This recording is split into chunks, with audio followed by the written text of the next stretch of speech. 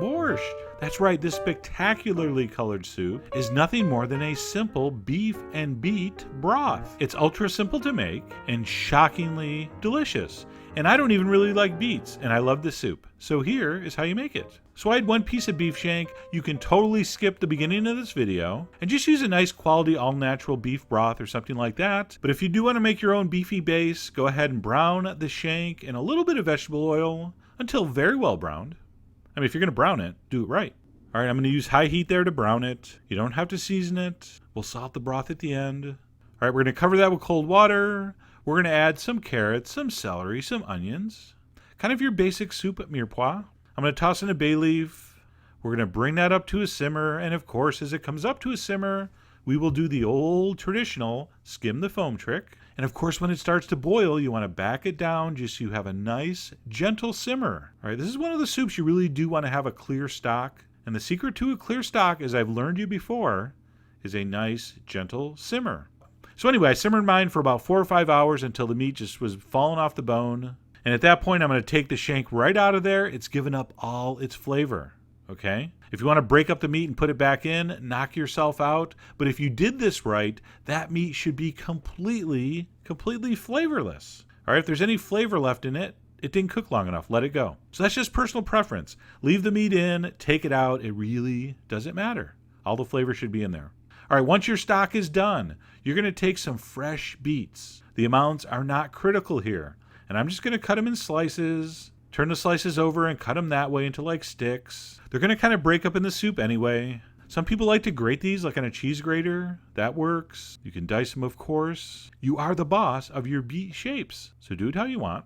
And you can wear plastic gloves if you want, but I actually enjoy beet-stained fingers. Now, I transferred my beef broth into a smaller pot here, just so it's easier to film. So do not be alarmed. You could just use the same soup pot you started with. We're going to go ahead and dump in the beets.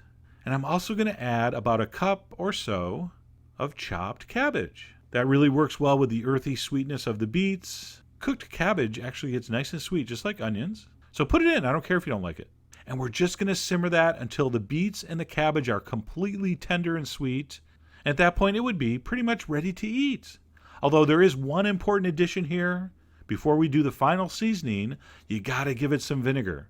So we're going to lower the heat down to as low as it goes. So I like to use plain white vinegar, but you could use anything really in this. A lot of people like apple cider vinegar. That's nice. And then for final seasoning, let's keep it simple. A little bit of salt, a little bit of pepper. Give it a couple tastes. All right. Does it need another splash of vinegar? Maybe another shot of pepper? I can't confirm or deny I snuck some cayenne in at the end. All right, so once your beets and cabbage are completely tender and sweet and awesome, and you season with some vinegar, salt, and pepper, etc., you're ready to serve it up in a nice bowl. My grandmother always served it in a very shallow bowl, but you can serve it in whatever you want. Always with a dollop of sour cream. Some fresh dill would be amazing on this. Chives would also work perfectly. So it looks really cool like that.